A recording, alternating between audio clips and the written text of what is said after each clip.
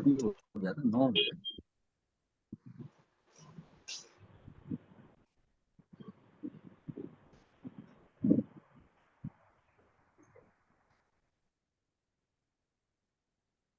हमने भी कर लिया था 10वीं में 6 क्रम पृथ्वी का बंद होता है।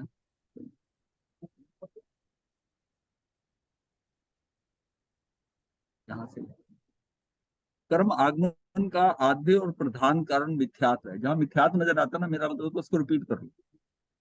मिथ्यात से ग्रस्त जीव ना तो अपने वास्तविक स्वरूप को समझ पाते हैं। तो सब मिथ्यात में जब होता है ना, उसको समझाओ ना, वो ऐसा उसको लगता है कि मैं जो सोच रहा हूँ बिल्कुल सही है, और वो वास्तविक स्वरूप क्या है उसका, ये उसकी, वो उसको नहीं समझ पाता, ना बंधन को समझ पाता है, ना उससे छुटकारा पाने का उपाय समझाता है। वो अपनी जो है ना, अपनी बात को ऐसे रखता है, उसको सारा कुछ वैसे ही लगता है सही, क्योंकि उसकी जो है ना, वो मोहनी कर्म का ऐसा उसमें इन्वॉल्व हुआ होता है वो में, कि उसको लगता है कि जो मैं सोच रहा हूँ ना वही ठीक। हाँ। तो उसके कारण क्या है कि उसकी जो है ना दृष्टि में राग है, उसकी सोच में राग है। दृष्टि राग हमने जाना था ना, स्नेह राग, काम राग और दृष्टि राग। सबसे खतरनाक दृष्टि राग है, कि मैं जो सोच रहा हूँ ना वो ठीक।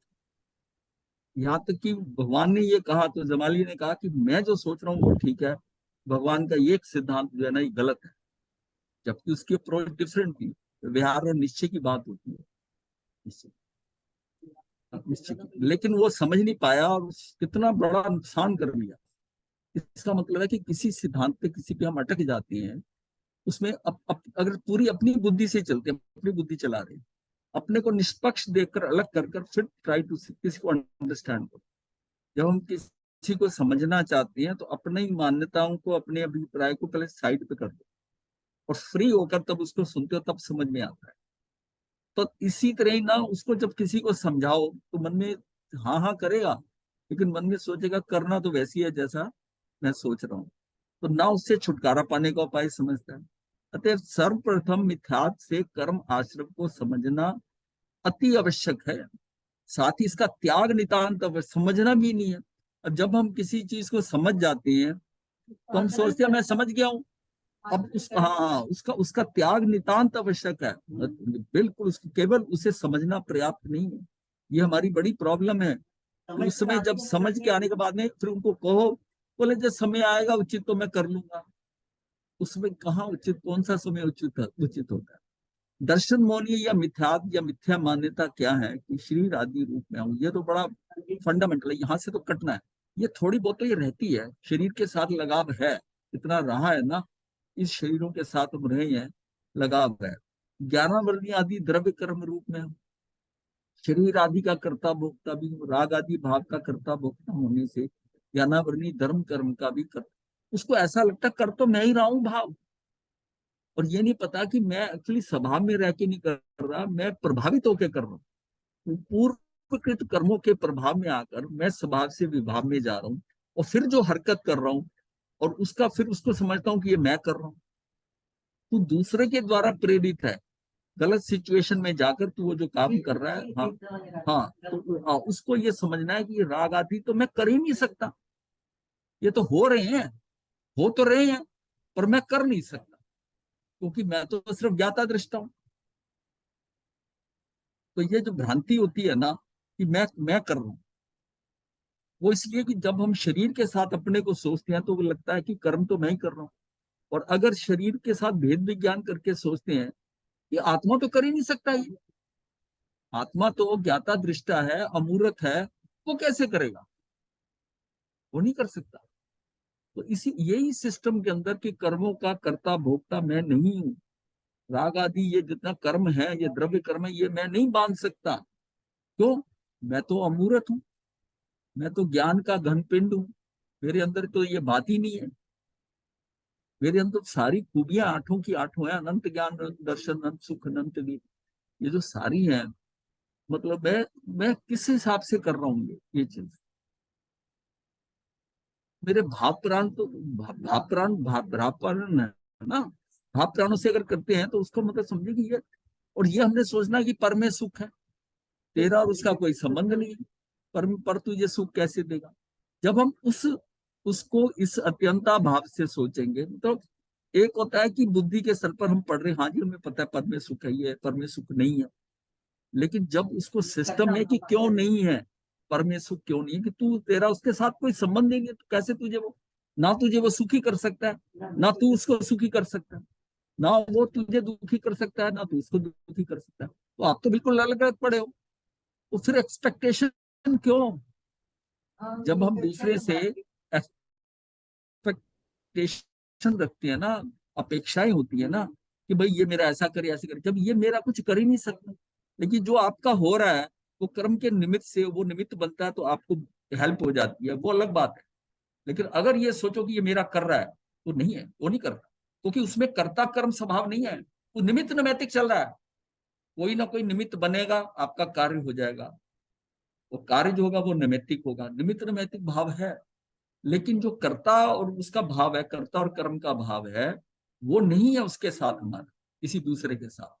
क्योंकि वो परिवर्तन उपादान जो होना है, उपादान और उपादेय, वो एक ही मटेरियल में, उसकी कर्ता कर्म क्रिया वो तीनों एक ही में होते हैं। और जो निमित्त नैमित्तिक होता है, ये डिफरेंट हो सकते हैं, कि निमित्त कोई एक व्यक्ति बन रहा है और नैमित्तिक कौन है। नैमित्तिक कौन है? वो घड़ा बना जो, वो मिट्टी से बना है, और वो कुम्हार है। निमित्त जो है वो दोनों अलग है। और जिसमें हम इधर देखते हैं कि मिट्टी का उपादान, मिट्टी कन्वर्ट हो रही है, मिट्टी का ही घड़ा बन रहा है, उसका एक ही मीडियम होगा। वो मतलब एक ही में सब कुछ हो रहा है। जो अगर परिवर्तन होगा तो उसी में जो उसकी क्वालिटी उसी में ही हो रहा है। तो वो कर्ता कर्म जो है जिसको हम कहते हैं, वो उसी में ही हो रहा है। यानी उपादान उपादेय जो क्रिया हो रही है वो एक रॉ मटेरियल एक ही में हो रही है। और जो जो निमित्त नैमित्तिक संबंध है, ये एक वो दूसरा अलग है, ये दूसरा अलग। वो निमित्त बन रहा है क्योंकि उसमें इन्वॉल्व नहीं हो रहा। तो जब हम घड़े को कुम्हार की तरफ से देखते हैं, तो दोनों अलग अलग हैं। तो इसलिए निमित्त, ये कई जगह ये शब्द आता है निमित्त नैमित्तिक संबंध। तो हमारा किसी दूसरे के साथ निमित्त नैमित्तिक संबंध है, वो निमित्त बनता है बस। लेकिन जो कुछ होता है वो तो मेरे अपने पे आता है, उसमें कंसिडरेशन मेरे उपादान की है। तो मिथ्या मान्यता क्या है? पर में सुख है, इंद्रिय विषयों में सुख है। अब देखिए, इंद्रियों विषयों में सुख है, ये पौद्गलिक है। इंद्रिय विषय ये कैसे आपको सुख दे सके? ये मुझे आभास होता है, सुखाभास, कि मुझे ये सीन बहुत अच्छा है, ये दृश्य बड़ा अच्छा है। पर क्या अच्छा है? अगर नहीं नहीं, वो उसी उसी समय आपको आंखों में उसका आप लग रहा है, आभास हो रहा है। और जैसे उससे बढ़िया दृश्य देख लोगे, वो गया भैया, आ गया। इंद्रिय विषयों में सुख है, धन वैभव पद प्रतिष्ठा में सुख मिलता है, परिजन सुख देते हैं, दुख मिटाते हैं, ये सारा ये मिथ्या मानता है। अगर हम सब अंडरस्टैंड करते हैं कि कोई परिजन सुख नहीं दे सकते क्योंकि वो अलग है, वो हम अलग है, वो हमको सुख नहीं दे सकते, दुख मिटाते हैं, वो दुख भी नहीं मिटा सकते मेरा। जब ये बातें अंदर हमारे अंतःकरण में ये बिल्कुल क्लियर हो जाएंगी कि कोई किसी का कुछ नहीं कर सकता, ना फिर आप अपेक्षाएं रखोगे, ना उससे फ्रस्ट्रेटेड हो गए कि ये इसने मेरा नहीं किया, उसके बारे में गलत धारणा नहीं आएगी। बस, अगर किसी ने कर दिया तो निमित्त, किसी का आपने कर दिया तो निमित्त बन के कर दिया। अब इस सोच में अगर रहोगे तो धीरे धीरे ये जो सारा है ना, ये मिथ्यात्व अपने आप निकल जाएगा। क्योंकि हमने अंदर से निकालना है, ना कि इसको पढ़ पढ़ कर और सिर्फ याद करके करना, ऐसा नहीं। अब देवगुरु धर्म के प्रताप से सुख मिलता है, कैसे देंगे? ये भी तो पर है ना, ये कैसे देंगे? गुरु कैसे कर देगा? देव कैसे कर देगा? हाँ, ये मेरे निमित्त बन सकते हैं सुख मिलने। पंच परमेष्टि परमात्मा सुख देते हैं, दुख मिटाते हैं, इनकी स्तुति करने से, जाप जपने से सुख मिलता है, दुख मिटते हैं। ऐसे अनेक भ्रम विभ्रम विमोह एकमात्र दर्शन मोहनी कर्म। मतलब है कि मैं सन्मार्ग की तरफ जाए उन्मार्ग, दर्शन मोहनी के कारण मेरी तो श्रद्धा ही खंडित है ना, मेरी श्रद्धा ही खंडित हो गई, मेरे अंदर अस्थिरता आ गई। अब मुझे जैसा भ्रम हो रहा है, जैसा विमोह हो रहा है, उससे उसी से हो रहा है। और उसी उसी में ही आप तर्क देने लग जाते। तो ज्ञानावरणी कर्म, दर्शनावरणी कर्म और दर्शन मोहनी कर्म, इन ढाई घाती कर्मों के उदय, फल परिपाक, जो फल इसका प्रतिफल आ रहा है, में ही चरित्र मोहनी कर्म के उदय में राग द्वेष मोह क्रोध मान माया लोभ पांचों इंद्रियों में रति रति कारण ऐसे 18 पाप या पाप कर्मों का बंध होता है। सारा खेल जो ना ये रति रति भाव कर रहा है। आप पांचों इंद्रिय से कुछ कर रहे हो, अगर रति या रति भाव नहीं हो आपके अंदर करते हुए, तो वो आपको प्रभावित नहीं करेगा। तो वो जैसे जिस जब कहते हो ना कि सम्यक दर्शी जो है वो कर्म नहीं बांधता, वो सिर्फ है कि वो रति या रति भाव से नहीं कर रहा काम, वो भी वही कर रहा है, वही कर रहा है, वही कर रहा है। मतलब इसको एक्सपेरिमेंटली देखा गया कि किसी आदमी को नशा, कहा कि ये इतना पीने से नशा आ जाता, उसने कहा मुझे एक बोतल पूरी ला दो, वो बोतल को गटगट पी गया, उसे रत्ती भर नशा नहीं आया, संत था वो। रीजन है कि अगर उसके साथ ये सोचकर कि ये नशा है और मैं नशा में, नशा आ जाएगा मुझे, आप उसमें मतलब आनंद महसूस कर रहे हो कि ये ड्रिंक में, और उसके रति भाव से आपको नशा आएगा। अगर आपने वो भाव ही नहीं रखा, भाव ही नहीं रखा तो नहीं। इसका मतलब भोगते हुए भी अभोगी, इसका मतलब है कि उसके अंदर रति भाव नहीं है और ना ही उसमें अरति भाव कुछ है, वो सहज जैसी क्रिया हो रही वैसे कर रहा है। मतलब बुढ़िया ने उन चार लोगों को जो उसके घर रात को ठहरे उनको खिचड़ी खिलाई, बाद में हंडिया में सांप निकला उनके जाने के बाद, वो 6 महीने घूम कर आए और दोबारा कहा कि इस बुढ़िया ने चलो इसके यहाँ रात टिकते हैं। तो उसने कहा तुम जिंदा हो? तो बोला ये क्यों कह रही हो? बोले जब आप गए थे तो खिचड़ी खिलाई थी, उसमें तो सांप निकला मरा हुआ बीच में, सब सांप पक गया था खाने के साथ। वो चारों ने सुना कि हम हमारे अंदर जहर चला गया सांप का, वो ढेर हो गए वहां। क्यों हुआ ऐसा? अब भाव आया कि उनको पता ही नहीं था, उन्होंने सहज भाव में ले लिया। अगर मीरा ने जहर का प्याला पिया, उसने उसको जहर समझ के पिया ही नहीं। हाँ, नहीं अमृत नहीं हो गया, वो जहर का जहर ही था। ये जो हम कहते हैं ना, ये स्थूल भाषा में कह रहे हैं वो अमृत बन गया, जहर तो जहर ही था, पर उसने सहज भाव से ऐसे पिया, ऐसे भी उसके मन में ये भी नहीं था कि ये जहर है।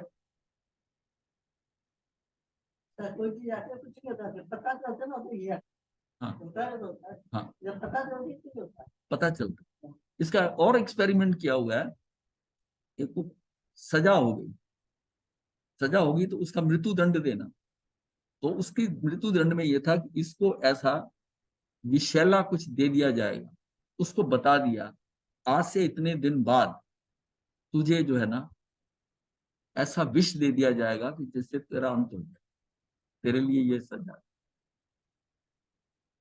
अब हर रोज वो व्यक्ति जाता था, वो ये कहता था अब तेरे 18 दिन रह गए, अब तेरे 17 दिन रह गए जहर पीने के लिए, तेरा अंत उस दिन हो जाना है, तेरा अंत हो जाना है, ऐसा करता। और लास्ट डे जिस दिन सजा थी ना, उसको पानी दिया गया सर, और मर गया वो। वो मर गया। तो इतने दिनों से वो धारा इतनी पुष्ट की थी, उसे लगा कि ये तो जहर है, ये बस मेरा अंत आ गया है। मतलब ये इस तरह के जब एक्सपेरिमेंट किए गए लोगों के ऊपर, तो ये देखा कि किस तरह उसका एक देखिए साइकोलॉजी जो है ना कैसे काम करती है, निकालने के लिए ना उसके लगा दिया, सारा सिस्टम लगा दिया, और खून की जैसे टप उसकी आवाज ऐसी हुई कि खून निकल रहा है, खून उसका बिल्कुल नहीं निकाला। और वो जिसमें वहां से उठा, वो निडल निकाली गई, वो उठा, उसका ना पूरी बॉटल भरनी थी, बॉटल ये नहीं कि थोड़ा टेस्टिंग के लिए लेना था, वो बॉटल में उसका ब्लड लिया जा रहा था, 250 ml होगा, 200 ml होगा। तो उसने वो उठा ऐसे जैसे कि शरीर में जान ही नहीं है, जान ही नहीं है, उसका चेहरा पीला पड़ा हुआ, वो ऐसे उठ के सहज में उसको जूस दिया गया, उसको थोड़ा सा कि तबीयत ठीक है, और फिर उसे बताया कि तेरा खून तो निकाला ही नहीं गया। ये सारा क्या है? तो हम कौन क्या ये समझिए कि जिस व्यक्ति वस्तु स्थिति के अनुकूल प्रतिकूल जाना देखा माना, तो राग द्वेष आदि विकारी भाव और उपयोग उन्हीं पर स्थिर हो जाता, हमारे अंदर वो भाव आ जाता है, हम उसी को पकड़ के बैठ जाते हैं। तो ऐसे चारों कर्म एक साथ टूट पड़ते हैं। कैसे माने कि कर्म बंध में मिथ्यात्व प्रमुख है या कषाय प्रमुख है? प्रज्ञापना सूत्र के 23 पद अनुसार तो वास्तव में प्रमुख प्रथम थे तो ज्ञानावरणी कर्म के उदय में वाला अज्ञान ही है। मतलब ये बात बहुत समझने की है कि ये सारा जो हो रहा है, ये मिथ्यात्व का, ये किशाय का, ये मोहनी कर्म के कारण ही सब है। लेकिन पीछे तो ज्ञानावरणी कर्म है, अज्ञानता। इसका मतलब मैं सबसे पहले अपना ज्ञान सही करूं, उसको मैं समझूं और अंदर धारण कर लूं कि ज्ञान से, अगर ज्ञान से हो गया तो ज्ञान मुझे सजग कर, ज्ञान से मुझे पूरी रियलिटी मुझे क्लियर है कि ये ऐसे ऐसे। तो इसका मतलब उन चीजों का, जहां मैं मुझे डर लग रहा है, जहां पर मैं समझता हूँ मेरे साथ ऐसा ना हो जाए, वो मेरा अज्ञानता है, मुझे उसका पता ही नहीं। तो धर्म हमें क्यों सहायक होता है कि धर्म हमारी वो मान्यता जो है ना, वो हमारी सही कर देता है, विपरीत मान्यता तो सही। हाँ, धर्म ये कहता है कि तेरे साथ कुछ बुरा हो ही नहीं सकता। जब ये समझ लिया आपने कि आपका बुरा नहीं हो सकता, आपके कर्मों के अनुसार होगा, फिर आप कितना कैसे हो जाओगे? आप निर्भय नहीं हो जाओगे? निर्भय हो जाओगे। अगर आपको ये पता चले कि आपकी आयुष कोई आपको एक पल भी इधर से इधर नहीं कर सकता, चिंता नहीं है, वहां कोई डर नहीं। तो श्रीमद राजचंद्र जी जहाँ साधना करते थे वहां शेर रहता था, शेर भी आ जाता था, तो वो शेर के बीच में उन्हें कोई डर नहीं लगता था। ये बात क्लियर थी, मतलब अंदर बात अगर बात क्लियर हो गई कि आयुष ये शेर भी मेरी खत्म नहीं कर सकता, इसका मतलब है कि कितना आदमी भी निर्भय आ, डरने की क्या जरूरत है, निश्चिंत हो जाता, निश्चिंत हो जाता है। ये हमारे दिमाग में आ जाए कि हमारा कुछ नहीं कर सकता, हमारा एक पल आयु इधर की इधर नहीं हो। और जहां हम कहते हैं इसने मुझे मार दिया, वही वही डर आए। तो प्रज्ञापन में 23वां पद यानी कर्म कर्म प्रकृति पद सूत्रांक 770-74 में है कि भगवान जीव कितने कारणों से ज्ञानावरण आदि कर्म बांधता है। गौतम वह 2 कारणों से स्थान में ज्ञानावरणी आदि कर्म बांधता है। ये भी कर लिया था वैसे। रागो या दोषो भी कम्मम वियम, राग 2 प्रकार का है, यथा माया और लोभ। द्वेष भी 2 प्रकार का है, यथा क्रोध और मान। इस प्रकार वीर से उपार्जित 4 कारणों से जीव ज्ञानावरणी आदि कर्म करता है। विवेचन में जो प्रीति रूप हो उसे राग, और जो अप्रीति रूप हो उसे द्वेष कहते हैं। राग 2 प्रकार का है, माया और लोभ। जब हमें पता है कि कोई हमारा भला अच्छा नहीं करता, हमें प्रीति क्यों आई? जो कुछ हो रहा है ये कर्मों के अनुसार हो रहा है। तो तब हमारे अंदर वो इतना, इसने मेरा इतना अच्छा कर दिया, ये मेरा बहुत अच्छा मित्र है, ये मेरा ये जो रिलेटिव है ये मेरी बहुत हेल्प करी है, ये जो भाव आता है तो प्रीति बढ़ती है, राग बढ़ता है उसकी तरफ। यह नुकसान करता है द्वेष है। अगर ये समझे ये मेरा कुछ नहीं करता, मेरा जो कुछ हो रहा है वो कर्म सिद्धांत के अकॉर्डिंग व्यवस्थित है, वो हो रहा है। सहज भाव में लोगे तो ये प्रीति या प्रीति में चोट पड़ेगी, और ये धीरे धीरे कम होता जाए, जितना जितना हम पक्का होते जाएंगे उतना उतना होता जाएगा। राग 2 प्रकार का ये सारा जो है, और क्रोध मान अप्रीति रूप है, इसलिए उनका समावेश द्वेष में हो जाता है।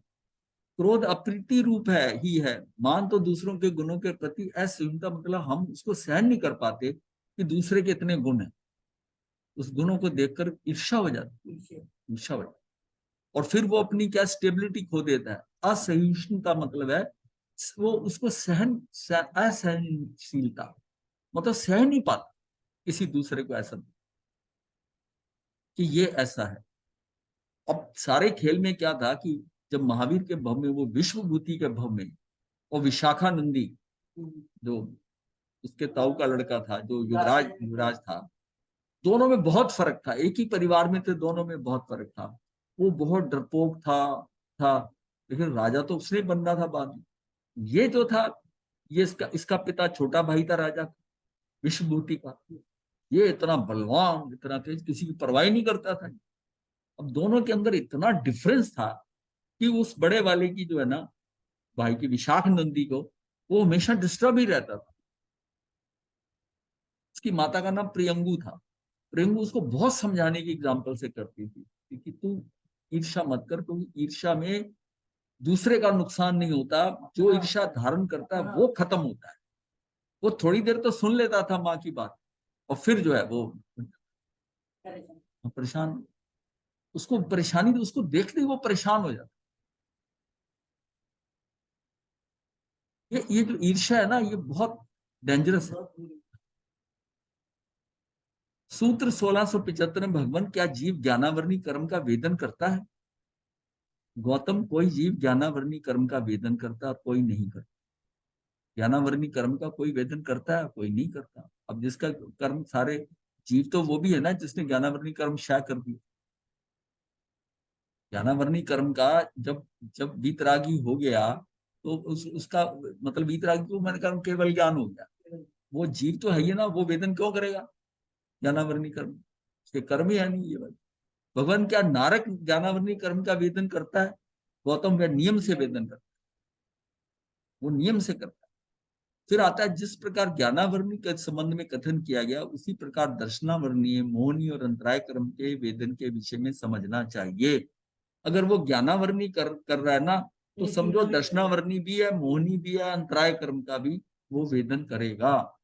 वेदनी आयुष नाम और गोत्र कर्म के वेदन के विषय में भी इसी प्रकार जानना चाहिए, किंतु मनुष्य इन चारों अघाती कर्मों का वेदन नियम से करता है। इसका नियम से करता है चारों घाती। फिर आता है सूत्र 1675 से 78 तक, जिन जीव के घाती कर्मों का क्षय नहीं हुआ। अब जिनके घाती कर्मों का क्षय नहीं हुआ वह ज्ञानावरण आदि चार घाती कर्मों का वेदन करता है। ठीक है। अब जिसका वो घाती कर्म क्षय नहीं हुए तो वो तो फिर घाती कर्मों का वेदन करेगा, वेदन करता है। वेदन को वेदना से मत लेना, वेदन को वेदना से लेना। वेदन मतलब है कि वो कर्म का उदय आ गया तो अज्ञान में चला गया, अदर्शन में चला गया, वो उसको उसका वेदन कर रहा है। वेदना को ना वो साता साता वेदनी की है, दुख और सुख वाली, ये वो बात नहीं है। इसमें कोई अगर ज्ञानावरणी कर्म का उदय होता है तो कोई वेदना थोड़ी होती है, वो जीव वेदन कर रहा है। ये इस बात को सुन। किंतु जिसने घाती कर्मों का क्षय कर डाला वो इन चारों कर्मों का वेदन नहीं करता। मनुष्य को छोड़कर नैरियक से लेकर विमानिक देव तक कोई भी जीव घाती कर्मों को क्षय करने में समर्थ नहीं होते। क्यों कहा कि मनुष्य भव बहुत दुर्लभ है? मनुष्य भव में ही वो घाती कर्मों क्षय हो सकते हैं। घाती कर्म बाकी नहीं। मनुष्य को छोड़कर नैरियक से लेकर विमानिक देवों तक कोई भी जीव घाती कर्मों का क्षय करने में समर्थ नहीं होते, इसलिए वह आठों कर्मों का वेदन करते हैं। लेकिन मनुष्य ये हो सकता है 8 का भी करे और ये भी हो सकता है 4 का भी, 4 का। मनुष्यों में जिनके 4 घाती कर्मों का क्षय हो चुका हो वे इन 4 घाती कर्मों का वेदन नहीं करते, किंतु वेदनीय आयुष नाम और गोत्र इन 4 घाती कर्मों का शेष जीवों की तरह मनुष्य भी वेदन करते हैं, क्योंकि 4 घाती कर्म मनुष्य के 14वें गुणस्थान के अंत तक बने रहते हैं आयुष के साथ। हाँ, तो 4 अघाती कर्म मतलब अघाती कर्म तो वो डेफिनेट है।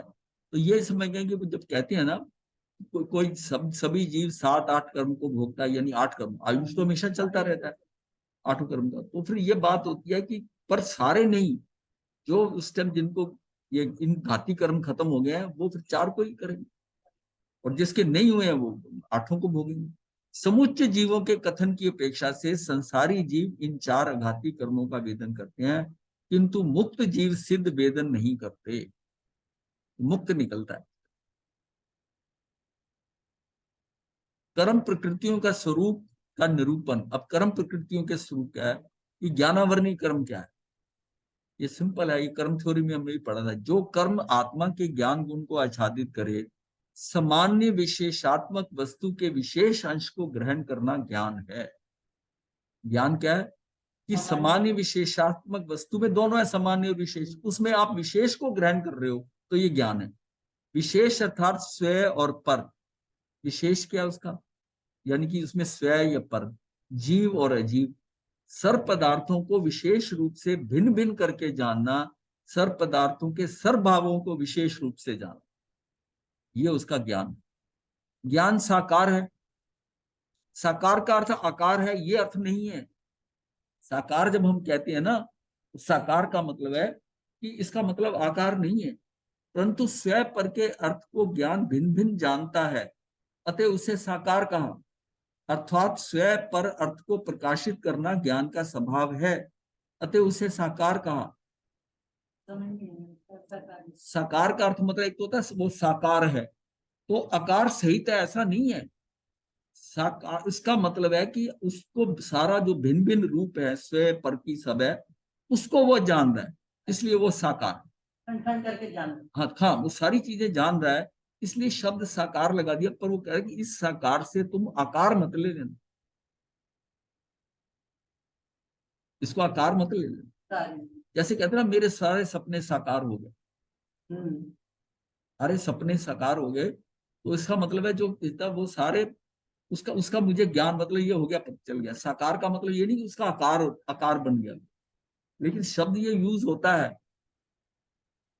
हाँ हाँ, सकारो अनाकारो उपयोग, वो इसीलिए कि ज्ञान के हिसाब से है। तो इसमें साकार का अर्थ जो है वो आकार नहीं लेना कि आकार सहित को साकार कह दिया, ये नहीं लेना, परंतु उसके अंदर पूरी डिटेल जो है, स्वयं प्रकृति को, ज्ञान को भिन्न भिन्न जानता है, उसको मतलब सब तरफ से उसके आकार, मतलब सब तरफ से उसको जान रहा है, साकार जान रहा है, ये ज्ञान का। यानी जितने विकल्प हैं, साकार अर्थात है सविकल्प, उसके जितने विकल्प हैं उन सबको जानता है। दर्शनावरणी क्रम क्या है? वस्तु के विशेष धर्म को ग्रहण ना करके सामान्य धर्म को ग्रहण कर। हाँ, जो कर्म इसे आच्छादित करे वो दर्शनावरणी कर्म।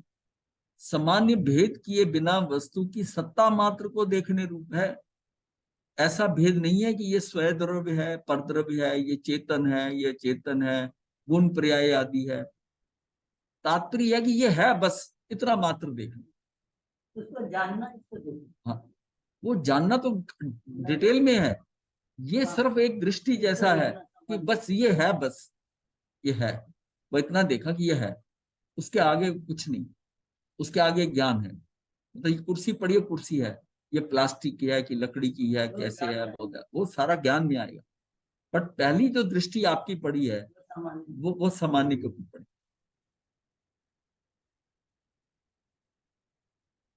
ये है, बस इतना देखना है। भेद करना ज्ञानोपयोग का कार्य है। दर्शन निराकार है, अर्थात इसे समझना है कि इसके प्रदेश नहीं है, ऐसा नहीं है। निराकार का मतलब हम कहते हैं कि इसके प्रदेश ही नहीं, निराकार है। अब जिसके प्रदेश है उसका आकार तो होगा। आत्म प्रदेश कुछ ले लो, आत्मा के प्रदेश हैं, उसके कितने प्रदेश हैं। अब वो जहां वो प्रदेश लेके सिद्ध शिला पे जा रहा है, तो वो जितने उसके प्रदेश हैं उसका आकार होगा ना। अमूर्त है पर आकार तो है ना, क्योंकि इतने सारों में वो उतने ही लेके आया ना, उसके प्रदेश हैं जितने, उसी हिसाब से आकार होगा उसका। जबकि सारे सिद्धों के आकार अपने अपने हो सकते हैं, 2/3 होते हैं, ठोस बनते हैं, ये तो नहीं कह सकते परफेक्टली ये इसी शेप में होंगे उस समय। तो वो जो सारे पर आत्म प्रदेश तो उतने ही है ना। तो अगर उसके प्रदेश हैं तो क्या उसके मतलब ये मत समझना निराकार का मतलब कि इसके प्रदेश ही नहीं। ये शब्द बड़ा खतरनाक है। अब तो गाना से स्पष्ट हो रहा है। हाँ हाँ, अब गाना मतलब ये दर्शन निराकार है, अर्थात ऐसा समझना कि उसके प्रदेश नहीं है, ऐसा नहीं है, ऐसा नहीं है। भेद किए बिना ही सामान्य अवलोकन मात्र दर्शन है, अतः उसे निराकार कहा है। निराकार अर्थात निर्विकल्प, क्या मतलब उसके डिफरेंट भांति भांति का अलग अलग नहीं है। जैसे ज्ञान में ही कहते हैं ये ऐसा है, ये ऐसा है, ये ऐसा है, वो ऐसा नहीं है। निर्विकल्प, कोई विकल्प नहीं, सत्ता मात्र, निराकार। दोनों शब्द बड़े क्लियर बिठा लो, ये साकार और निराकार। हम साकारोपयोग निराकारोपयोग कहते हैं, ये बात हमें समझ में आ जानी चाहिए कि निराकार अर्थात निर्विकल्प, और जो ज्ञान है वो सविकल्प है।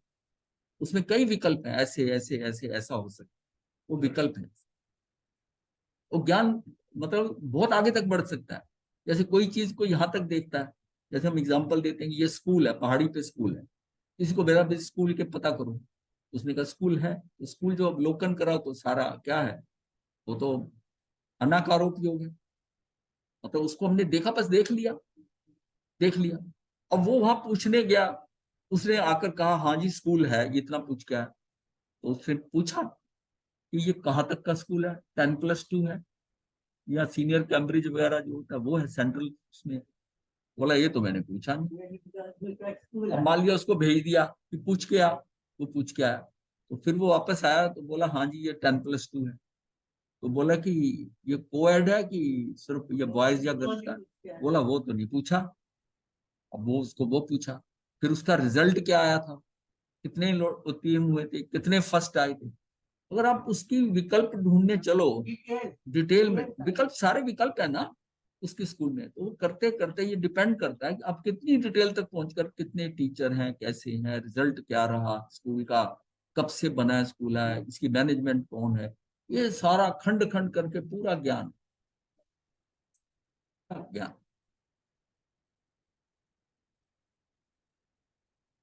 इससे क्लियर हो गया होगा, तो ये बिल्कुल मोहनी कर्म जो है, जो कर्म आत्मा को मोहित करके मूड बना दे, उसको मतलब मूड का मतलब उसको सही दिखता ही नहीं, वो तो अपनी में, मतलब वो अपने में ही सहता है, वो जिसको समझदारी कहते हैं, ये यथार्थता जाननी उसकी नहीं, जो वो सोच रहा है वही ठीक है। जैसे दुर्योधन था ना, वो मूड दृष्टि था, तो मूड दृष्टि होगा ना कि जिसको ये कहा जाए कि पूरा इंद्रप्रस्थ में से 5 गांव दे दो और युद्ध नहीं होगा, तो ये तो बड़ी सीधी बात है कि कुछ झगड़ा नहीं, कुछ नहीं है, 5 गांव दे दो, सारा राज्य तुम्हारा। लेकिन मूड दृष्टि, सुई की नोक तक की नहीं दूंगा, इसका मतलब परिणाम नहीं देखा, सारा खानदान तबाह कर दिया दोनों। ये होती, ये मूड मूड दृष्टि, मतलब उसकी रियलिटी को नहीं जानना, रियलिटी को नहीं समझना कि वास्तव क्या हो जाएगा। ये जो अभी जो युद्ध हो रहा है ना रशिया और उसका, वो व्यक्ति है, जब उसके होता है, वो मूड दृष्टि है जल सिंह की, वो पूरा देश तबाह हो गया, लोग भाग गए, वो लड़े जा रहा है, लड़े जा रहा है, और खराब हो जा रहा है, प्राप्ति क्या होगी। और जिसके लिए युद्ध करा वो उन्होंने मना कर दिया। तो ये कितना मतलब इसको रियलिटी आम आदमी, इतना लाखों आदमी मर गया, ये तो सिर्फ आदमी है, जीव कितनी हिंसा हुई, वायु का है, कितना जीव हिंसा, कितनी मिसाइल चली, कितना कितना मतलब ये क्या, कौन सी गति बांधेंगे, कहाँ जाएंगे, कभी निकल भी पाएंगे कि नहीं। सब ईगो है महाराज, ईगो। अरे ईगो, ये मूड उसी शब्द को बता रहा हूँ। ईगो वाली बात तो एक अलग रह जाती है हमारे, कि यह है कि जो कर्म आत्मा को, ये कर्म के कारण ही है, जो चीज दूसरे लोग समझ रहे हैं, वो क्यों नहीं समझ रहा, वो क्यों नहीं, वो उसकी, हाँ उसके अंदर मूर्ता है, मूर्ता है, मूर्ता के कारण ऐसा। और अगर मूर्ता हटाए तो तभी हम कहते हैं ना अमूढ़ दृष्टि, जो सम्यक दृष्टि होता है, समय, हाँ उसके 8 आचार जो है, उसमें वो अमूढ़ दृष्टि होता है, मतलब उसमें वो अटकता नहीं है, मूर्ता नहीं है, उसमें जड़ता नहीं है, ये जड़ है, जड़, जड़ी ये जड़ी है, जड़ी मतलब जड़, मूड, मूड एक्चुअली वर्ड है मूड, मूड है, बात अपनी बात समझता ही नहीं है, वो समझेगा नहीं, वो समझना उसके सामने सब कुछ तहस नहस हो रहा है, वो समझेगा ही नहीं। अब कौरव पांडवों में क्या सब कुछ सामने तहस नहस हो रहा था, मैं कह रहा हूँ जो पहले मरने शुरू हुए थे, अभी कहता ठीक है 5 गांव ले लो, यही लड़ाई जितनी हो जाए यही छोड़ो, चलो पहले अकल नहीं आया बाद में आ जाए, सब कुछ स्वाहा कर दिया सारा। तो ये क्या है, ये मूर्ता है, इसको आप जिद मत समझो, जिद करना अलग है स्वभाव के अंदर, जिद है ये मूर्ता, जैसे, हाँ ईगो भी अलग चीज है, ये मूर्ता तो उसको उसको दिखाई नहीं दे रहा उसके अंदर, मूर्ता में जो कर्म आत्मा को ऐसा है कि मन में लगा के उसको वही ठीक नजर आ रहा है, ये मूर्ता है। जैसे मदिरा का सेवन से विवेक शून्य या बुद्धि कुंठित एवं अवरुद्ध हो जाती है, मदिरा का सेवन करता है वो विवेक शून्य हो जाता है, उसको पता ही नहीं मैं बोल क्या रहा हूँ, कर क्या रहा हूँ, किससे बात कर रहा हूँ, बुद्धि कुंठित हो जाती है और अवरुद्ध हो जाती है। मोहनी कर्म मात्र आवृत्ति नहीं, अब तो विकृत करता है। ये नहीं है कि मोहनी कर्म ऐसा है कि वो जैसे नशा करता है जो आदमी, वो नशे में आगे बेहोश हो गया, वो तो अलग बात है, लेकिन वो जो अंदर विकार, हाँ उल्टा हो जाता है, वो लोगों से झगड़ने लग जाता है, वो करने लग जाता है, जबकि वैसा नहीं है। जब उसका नशा उतरता है तो उसको रियलाइज होता है कि सब गलत। तो ये क्या, उस समय उसकी बुद्धि जो है ना वो विवेक शून्य हो जाता है, बुद्धि कुंठित हो जाती है, अवरुद्ध हो जाती है। तो मोहनी कर्म मात्र आवृत्ति नहीं, अपितु विकृत करता है। एक यही कर्म है जो ढकता ही नहीं है, उसको आच्छादित नहीं करता गुण को, बल्कि उसको विकृत कर दे, विकृत कर दे, उसको उल्टा घुमा दे, सन्मार्ग से उन्मार्ग की तरफ लगा दे। मोहनी कर्म के कार्य और स्वभाव को यथार्थ रूप से समझने के लिए इन कर्म को दो दो उत्तर प्रवृत्तियों में प्रस्तुत की है, दर्शन मोहनी और चरित्र मोहनी। दर्शन मोहनी के कारण दृष्टि में विकार पैदा होता है, और चरित्र मोहनी के कारण आचरण में भी विकृति पैदा होती है। ये तो मेरी दृष्टि में विकार ला रहा है, दर्शन मोहनीय जो है मेरी दृष्टि में विकार ला रहा है बस। चरित्र मोहनी के कारण आचरण में भी विकार आ, आचरण में भी विकृति पैदा हो। दर्शनावर्णी कर्म के दर्शन शब्द का अर्थ सामान्य बोध है। अब दोनों को दर्शन मोहनी और दर्शनावर्णी का डिफरेंस है। दर्शनावर्णी कर्म के दर्शन शब्द का अर्थ सामान्य बोध है, देखना है। और ये मोहनी के साथ दर्शन जो लगाया है ये आपका श्रद्धा है, मान्यता, आपकी मान्यता, ये अंदर की श्रद्धा जो है। जबकि दर्शन मोहनीय कर्म के दर्शन शब्द का अर्थ श्रद्धा या दृष्टि है। मोह शब्द से मिथ्यात्व जनक दर्शन मोह है, ये समझ में आता है। मोह शब्द से मिथ्यात्व जनक, मिथ्यात्व पैदा करता है ना, ये दर्शन मोह है, ये समझ में आता है। लेकिन राग द्वेष शब्द से चरित्र मोह है, ये कैसे होता है, कैसे कहते? कषाय वेदनी नामक चरित्र मोह में क्रोध मान ये दोनों द्वेष के अंग हैं और वे द्वेष के उत्पादक है। माया और लोभ ये राग के अंग है, ये राग के उत्पादक है। नौ कषाय वेदनी चरित्र मोह में स्त्री पुरुष नपुंसक ये तीन वेद, हास्य रति अरति ये मिलकर ये पांच नौ कषाय राग के अंग हैं, क्योंकि वे राग के उत्पादक हैं। अरति शोक भय और जुगुप्सा ये चार नौ कषाय द्वेष के अंग है। अब जो नौ कषाय है इसको भी अलग कर दिया गया। नौ कषाय के अंदर पहले पांच जो हैं उसको हमने जोड़ दिया इसके साथ, राग के साथ। और ये जो है चार जो है अरति शोक भय जुगुप्सा ये चार जो है द्वेष के, ये द्वेष के साथ, क्योंकि वह द्वेष के उत्पादक हैं। तो ये नौ नौ के अंदर ये भी राग द्वेष हो गया। अच्छा ये क्या है कि ये अनुप्रेरित करते हैं। पहले शुरू तो यही होगा नौ कषाय। नौ कषाय कषाय नहीं है, बट कषाय को प्रेरित करने वाला, अनुप्रेरित करने वाला ये है।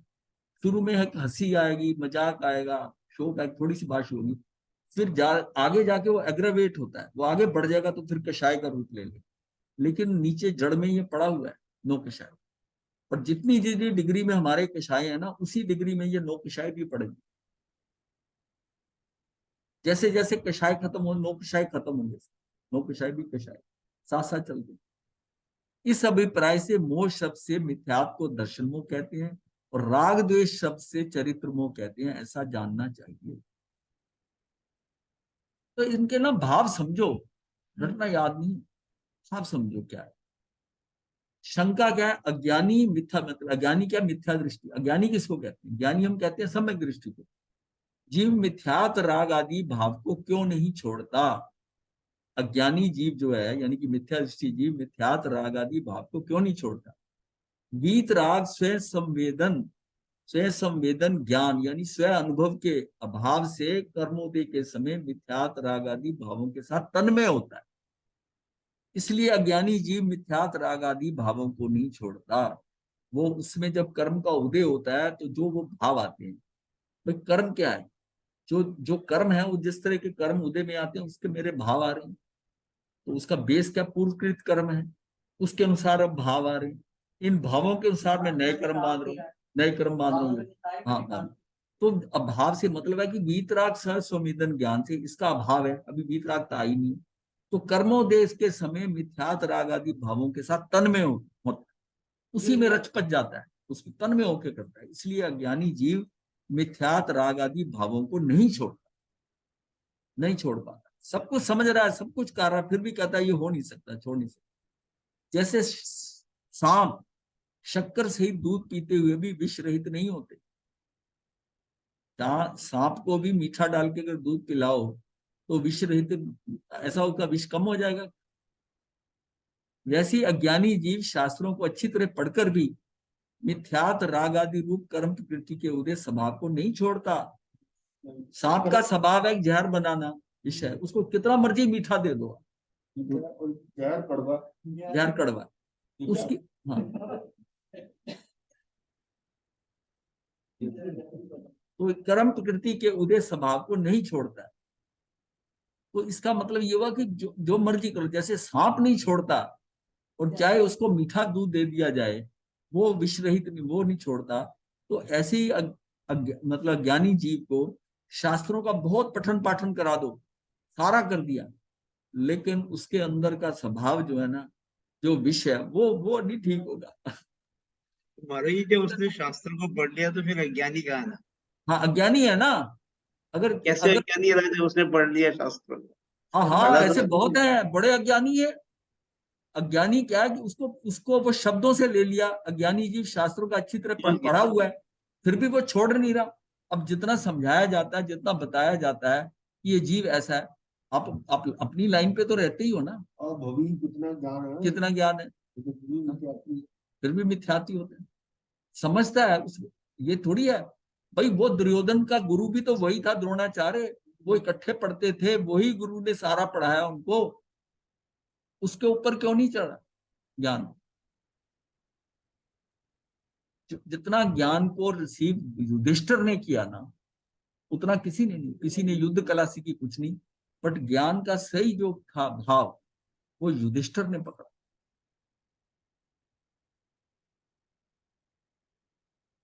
युधिष्ठिर की तो बात यह है कि युद्ध खत्म हो रहा है, दुर्योधन को पता है आज मैंने हार जाना है, तो उसको ये पता है कि मुझे सलाह कौन देगा सही।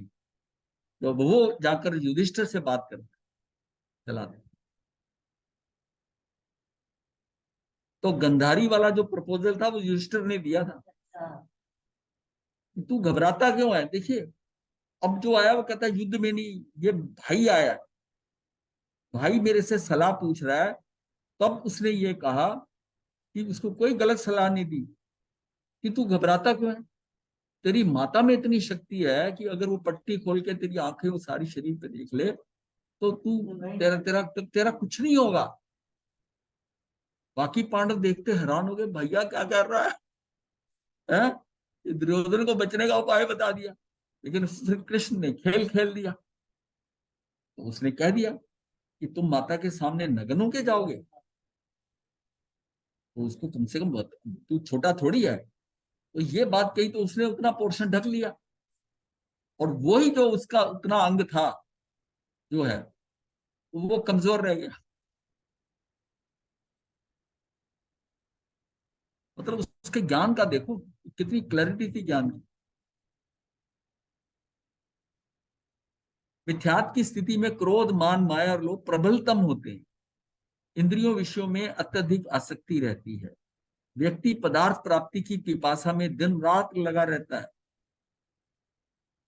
मिथ्यात्वश वह उसी मार्ग को अपनाता है जिससे बेचैनी व व्याकुलता बनी रहती है। जिन अनुष्ठानों आचरणों से पिपासा शांत होती है, उनको वह बिल्कुल नहीं अपनाता, और जिनसे पिपासा भड़कती है उन्हें वह मूढ़ बनकर अपनाता है। दृष्टि मूढ़ होने पर जानता हुआ भी विपरीत मार्ग पर बढ़ता है।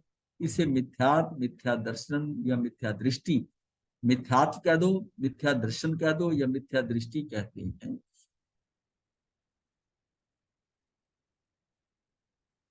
तो उसकी दृष्टि वही है कि उसकी पूंछ को 12 साल नली में रखा, जब नली हटाई तो पूंछ वैसे की वैसे मुड़ी हुई थी। तो ये उसमें परिवर्तन नहीं आया। ये कहने का होता है ना कि कई व्यक्ति ऐसे हैं जिनको जितना मर्जी कर लो, ये फिर उसको ये एग्जाम्पल देते हैं कि 12 वर्ष तक जो इसको रखा ना, इसकी पूंछ पे नली लगा के, तब भी वो आए, पूंछ कैसे होगी वो ऐसी। महाराज जी ये जीव की प्रकृति कहा जाएगा या स्वभाव कहा जाएगा या कर्म कहे जाएंगे ये या सारी या ये केवी भी कहा जाएगा या देखिए चारों का कहा जाएगा? सारे ही है, ये सारे ही पार्ट में सारे ही इन्वॉल्व हो जाएंगे, सही है। सारे हो जाएंगे। केबीपी में भी पड़ा हुआ है, जो होना था वही होगा। उसकी दृष्टि जो है वो मूड दृष्टि वो हो गया। उसका पुरुषार्थ जो है वो उल्टा लगा। ये थोड़ी कि उन्होंने पुरुषार्थ नहीं किया। जो मूड दृष्टि होता है वो पुरुषार्थ नहीं करता, वो पुरुषार्थ करता है उल्टा, उल्टा करता है। पुरुषार्थ उल्टा करता है, उधर ही सारा जोर लगता है उसका। तो पुरुषार्थ उल्टा होता है। हाँ, तो पुरुषार्थ उल्टा लगता है।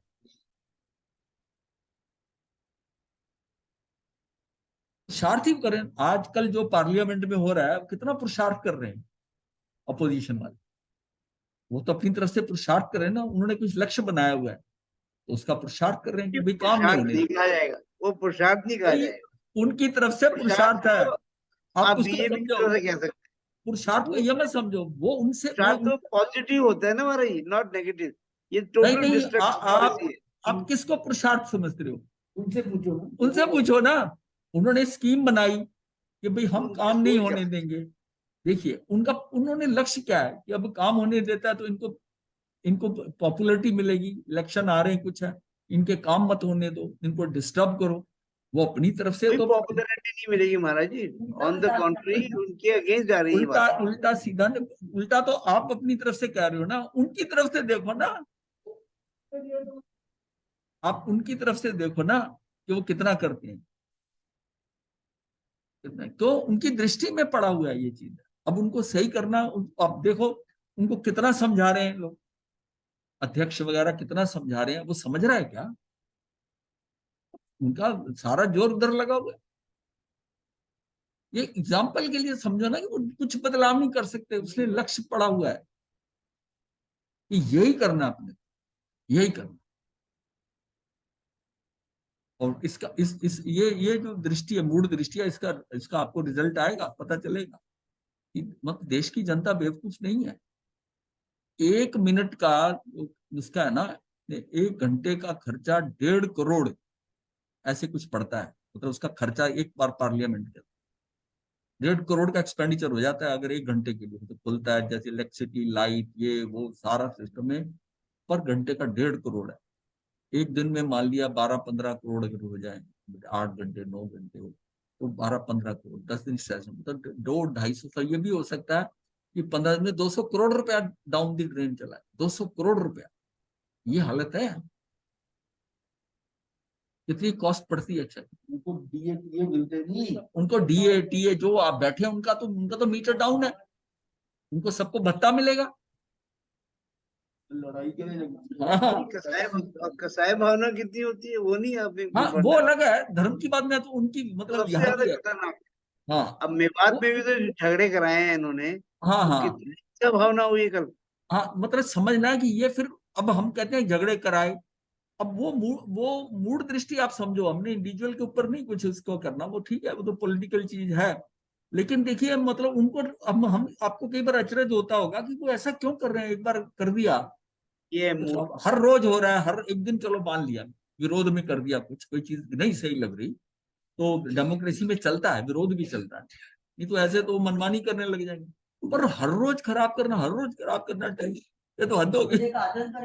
हाँ, नहीं इससे डिसिप्लिन क्या, मतलब ऐसा लगता है जैसे स्ट्रीट स्ट्रीट बॉयज हैं। सबसे ज्यादा अचरज की बात जो मैं कहता हूँ कि राज्यसभा के अंदर जो होता है ना, ये अपर हाउस होता है, इसमें बड़े सिलेक्टेड लोग आते हैं, ये नहीं कि कोई ऐसी इलेक्शन जीत के आ गया, ये नॉमिनेटेड होके आते हैं, क्रीम ऑफ द समाज में से क्रीम निकाल के इसका होता था राज्यसभा का। नीचे वाले में होता है, नीचे में कोई अपने पॉपुलैरिटी के कारण कोई भी आ सकता है, कोई बदमाश डाकू भी सिलेक्ट हो सकता है, ऐसा कुछ नहीं है।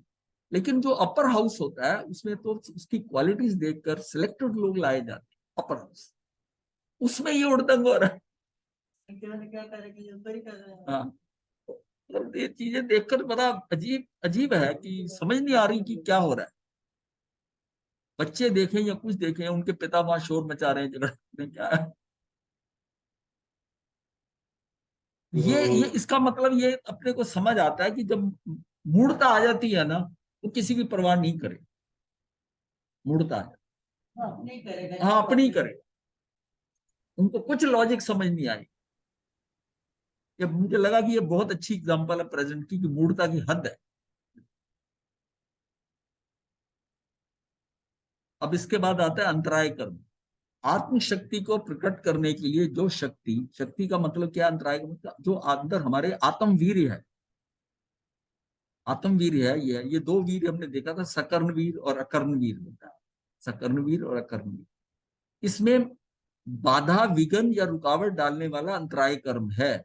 जो हमारी जो मेरा सामर्थ्य है, मेरी आत्मा की जो शक्ति है, वो जो है उस शक्ति को जहां लगनी चाहिए जो सही है वहां नहीं लगने, तभी हम अंतराय कर्म क्या, कि अंतराय मतलब उसमें अंतराय डालना है।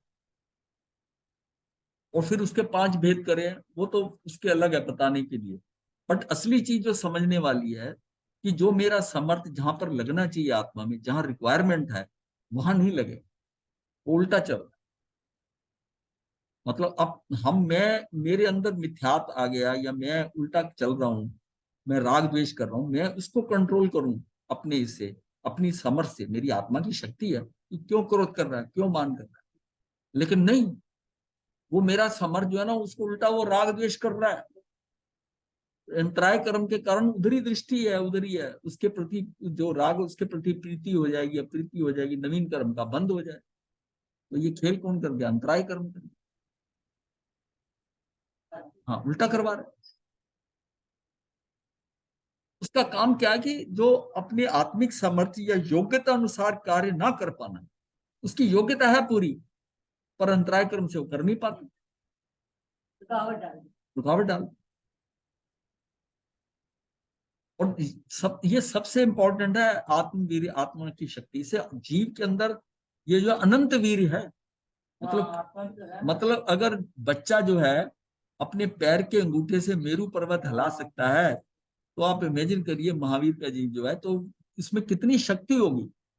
तभी उसको अनंत वीर कहा है, मतलब उसके आगे कोई और टिक नहीं सकता। ये जो हमारा उत्थान कर्म बल वीर पुरुषाकार पराक्रम है, ये इसी का पार्ट है। उसी के हिसाब से हमारा जो पराक्रम है, अब उसकी वेरिएशन आती है, डिग्रीज है। इसी के अंदर उत्थान कर्म, यानी कि जो पहला वासुदेव थे, त्रिपष्ठ वासुदेव, उसने 1 करोड़ मन की जो शिला होती है ना, बड़ी जिसपे शिला भारी, वो वासुदेव जो है दोनों हाथों से उठाकर और अपने सिर के ऊपर हाथ करके, सीधे हाथ ले जाकर ना तीसरे उठाते, पहले वासुदेव। इतनी शक्ति, यानी कि तभी हम कहते हैं अनंत वीर जो है, इतनी भारी शिला जो है उठाकर वहां कर दी। और जो सबसे लास्ट वासुदेव है, यानी कौन?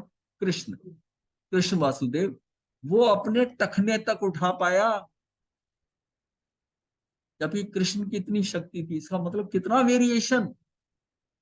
उसके बाद नेक्स्ट वासुदेव ने कंधे तक उठाया, किसी ने छाती तक उठाया, किसी ने यहाँ पेट तक, कोई नाभि तक लेके गया, करते करते वो यहाँ 9वां जो था वासुदेव, वो सिर्फ टखने तक उठा पाया, नीचे से समझो कितना, 4 इंच पर।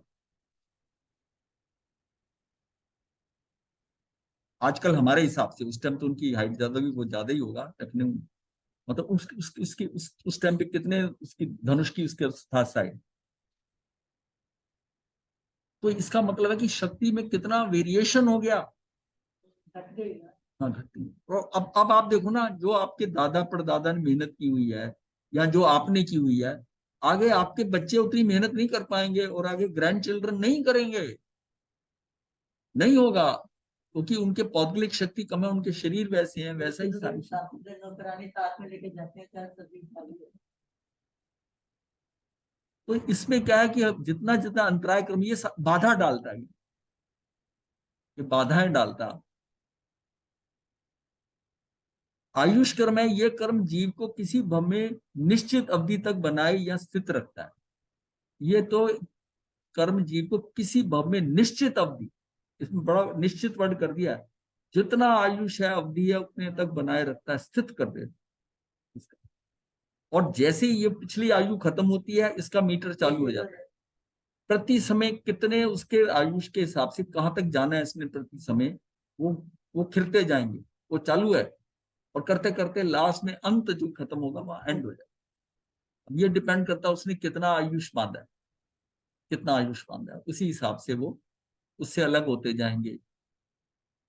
जो पौत्तलिक वर्गनाएं वो अलग होती जाएंगी, और एक दिन जिस दिन वो खत्म हो गई, वो खत्म हो गया। इसलिए इसको बिल्कुल बदल नहीं सकते आयुष को, और आयुष के बारे में डरने की कोई जरूरत नहीं है। नामकर्म, ये कर्म जीव को आकृति, प्रकृति एवं व्यक्तित्व की विविधताएं एवं विशेषताएं प्रदान करता है। ये कर्म जो है, जीव की आकृति कैसी होगी, प्रकृति कैसी होगी, उसका व्यक्तित्व कैसा होगा, उसकी फिर उसकी विविधताएं, जो विषमताएं हैं, जो अलग अलग तरह की है, ये ऐसा है, ये ऐसा है। और उसकी विशेषताएं भी है उसके अंदर, नामकर्म के कारण है कि ये, इसका स्वर बहुत अच्छा है, इसका ऐसा बहुत है, इसकी शक्ति बहुत अच्छी है, पूरा ये सारा। नहीं, ये डीएनए से नहीं है, ये तो उसके अपने कर्म से है, नामकर्म है ना।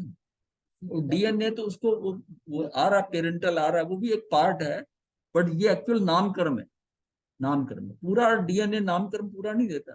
डीएनए तो उसकी स्ट्रेंथ, उसका स्ट्रक्चर, कॉम्प्लेक्शन, चेहरा मिलाना, फैक्टर बहुत है उसमें भी, बट ये तो आपका साथ में जो नामकरण आ रहा है पीछे से, वो उसके साथ, और उसके, हाँ वही है, वैसे ही है, उसी से ही उसके माता पिता की सिलेक्शन कैसे है, ये ज्येष्ठ पुत्र बनेगा कि सबसे आखिर वाला बने।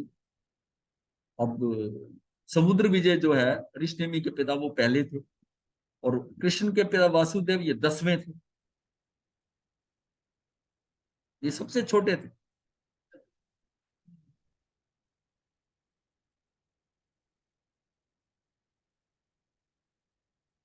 गोत्र कर्म, जिस कर्म के कारण जीव उच्च अथवा नीच कुल या प्रतिष्ठित या अप्रतिष्ठित कुल में जन्म लेने योग्य निर्णय करता है। निर्णय क्या मतलब, कर्मों के हिसाब से, वैसे तो निर्णय अपना नहीं होता। जिस कर्म के कारण जीव उच्च अथवा नीच कुल का या प्रतिष्ठित या प्रतिष्ठित कुल में जन्म लेने योग्य निर्णय करता है, गोत्र कर्म का। ये किससे बदलता है, ये आपके 8 मद हैं, जिसमें मत का हाँ, मत उससे, उसके हिसाब से वो आपने उसका निर्णय करने का मतलब है कि वो आपने करा, मत डिसाइड आपने करा, क्योंकि कोई हमारे बारे में कोई और डिसीजन लेता ही नहीं है, हम खुद लेते हैं। जिस गति में जाना, जैसे जाना, हम जो हरकतें कर रहे हैं ना, उसका उसकी रिजल्ट आ जाते हैं। जिस कर्म के उद्देश्य जीव को ऊंच एवं नीच रूप में, सम्मान और अपमान अपमान के रूप में तथा पूज्य और अपूज्य के रूप में फल भोगना पड़ता है, उसको पूज्य और अपूज्य, जिस परिवार में है, कैसा उसको बुलाया जा रहा है, उसके नाम के साथ कैसा संबोधन हो रहा है, वो इधर आ, एक होता आप आइए, कैसा बोल रहे, उसका स्टेटस क्या है, किस जाति में है, उसी हिसाब से उसको सब बुलाते हैं, करते हैं। पेदनी कर्म है, जिस कर्म के कारण आत्मा सुख दुख या साता साता का अनुभव करती है। इनमें केंद्रीय जीवों का प्राय श्रोत्र, नेत्र, घ्राण और रसना इंद्री विषयक लब्धि और उपयोग का आवरण होता है। केंद्रीय जीव का प्राय क्या कि इनके ऊपर होगा, सिवाय उसमें क्या कि स्पर्श वाला जो है ना, वो रहता है, बाकी सब पे आवरण रहता है, स्पर्श पे भी कुछ आवरण खुला होगा उसका। द्वेंद्री के अंदर श्रोत, नेत्री, घ्राण संबंधी लब्धि और उपयोग का आवरण होता है, उसमें 2 मिल गई तो रसना भी छूट गया, और श्रोत, नेत्र और ये रह गया। 3 इंद्री में श्रोत्र और नेत्र का, उसके विषय के अंदर लब्धि उपयोग का उसका आवरण होता है, और चतुर इंद्री के अंदर श्रोत्र विषय लब्धि और उपयोग का आवरण होता है। जिनका शरीर कुष्ठ आदि रोग से उपहत होता है, यानी कुष्ठ आदि रोग से पीड़ित होता है, हो गया हो, उन्हें स्पर्शनेन्द्रिय संबंधी लब्धि और उपयोग का आवरण होता है। उनकी वो इंद्री को है ना, उसके ऊपर जो कर्म बंद मतलब आवरण है वो ज्यादा आया हुआ है, लब्धि और उपयोग का आवरण होता है।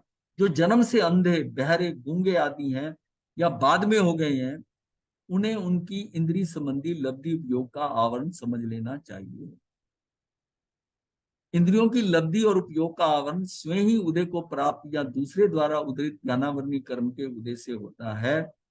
जैसे किसी के द्वारा फेंके हुए प्रहार करने से समर्थ का, किसी ने पत्थर फेंका, किसी की आंख के ऊपर लगा, उसकी आंख निकल गई, वो किसी की तरफ भी हो सकता है, और अपनी तरफ से भी हो सकता है कि कुछ ऐसा एक्सपेरिमेंट कर रहा है, कोई एक्सीडेंट वैसा हुआ केमिकल का, आंखों में पड़ा, आंखों से अंधा हो, और पैदाइश से भी अंधा आ सकता है, कभी आंख खराब हो जाती है, रोशनी चली जाती है किसी।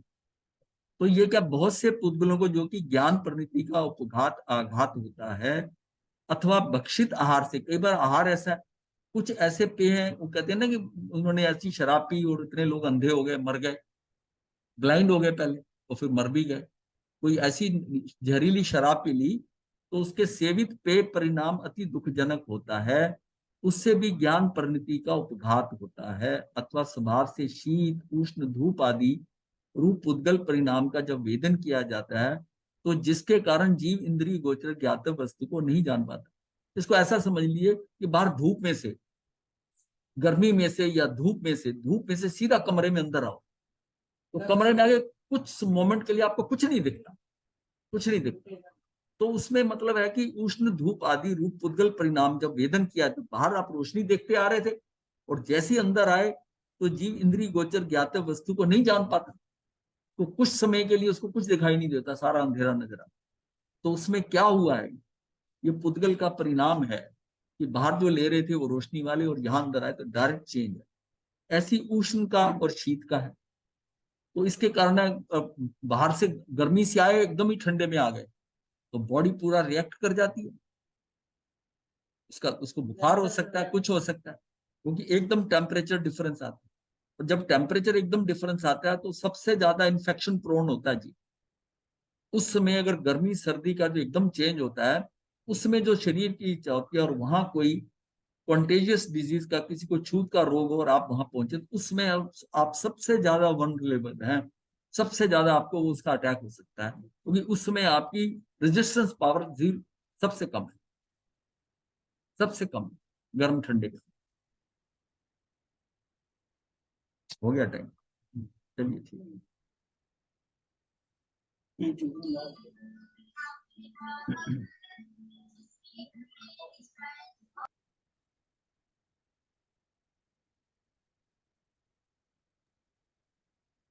इसका तो बहुत नवीन मास्टर, हाँ जी, मास्टर की कास्टिंग करवा दीजिए। धारणा प्रमाण तो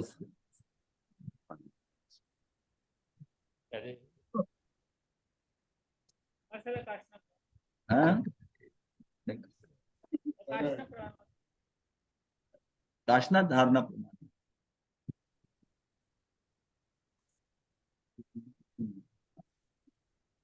हाँ जी रीटा जी, ठीक चल रहा है आपका?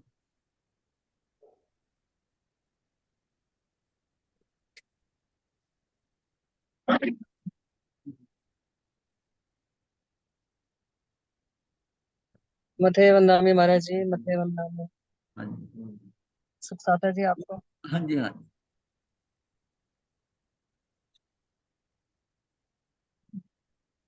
मथे वंदामी महाराज जी, मथे हाँ वंदामी। जी, मथे वंदना महाराज जी। हाँ आज जी। नमक का, तारी हरी का और बड़े स्नान का त्याग करने का कुछ काम नहीं। धारणा प्रमाण तो अच्छा, आज मथे कोई वंदना खास, बड़ी आज कोई कृपा खास खास दिन है आज? महाराज जी। आज पूर्णमासी पक्षी है। पक्षी है, अच्छा। हाँ जी। चलिए करते रहिए धर्म, जितना धर्म। मास्टर किसी हाँ जी, किसी दिन ये भी बता देना जी, ये जो दिन तिथियां होती हैं इनका क्या महत्व होता है जी? देखो अगर तो होता भी है कि नहीं ये होता? ये व्यवहार में है, निश्चय में अगर मानोगे तो हम कहेंगे कुछ नहीं है। निश्चय में तो कुछ नहीं है, हर दिन एक एक समय करके जीवन जा रहा है, निश्चय में तो कुछ नहीं है, निश्चय में कुछ नहीं है। लेकिन यह है कि व्यवहार में ये बनी हुई है चीजें कि संक्रांति है, आज ऐसा है, ऐसा है, तो रिचुअल बने हुए हैं, हम उसको हम मना भी नहीं करते और ना ही करना चाहिए। तो कई चीजें वो प्रथाएं चल रही हैं, कैसे उसी बहाने हो जाता है। अब ये रोज तो ऐसा नहीं छोड़ेंगे, लेकिन उन्हें छोड़ दिया। अब पहले होता था कि दूज का पंचमी, अष्टमी, 11 इसमें छोड़ते थे। हाँ, लोग ब्रह्मचर्य व्रत ले लेते इन दिनों में। ये समझाने का तरीका है, आयुष 2 छोड़ के, हाँ, दो त्यागी वो ये। हाँ, नहीं नहीं, ये सिर्फ लोगों को समझाने के लिए कि ये दूज 3 दिन छोड़ के 2 दिन गैप डाल दिया ना। दूज का पंचमी अष्टमी मतलब है 2/3 की उस दिन ना, 3 आयुष बंद होता है, इसलिए करे तो लोग बड़े चाव से करते रहे इस तरह। ठीक है, जो जितना हो जाए।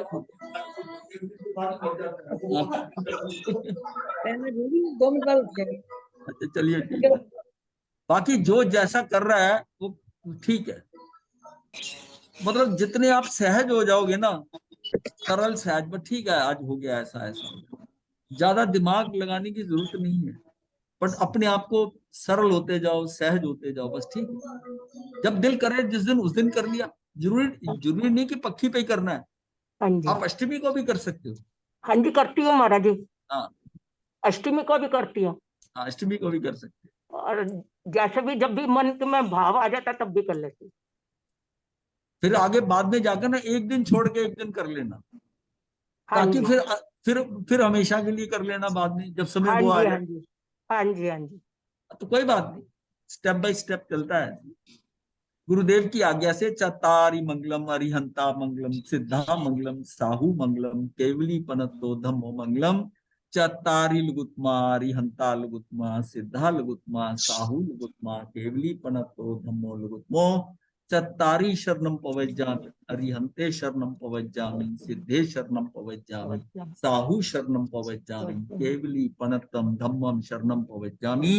ये 4 शरणें दुख हरने और न शरण कोई, जो भव प्राणी करे आचरण उसका अजर। मथे वंदना मथे वंदना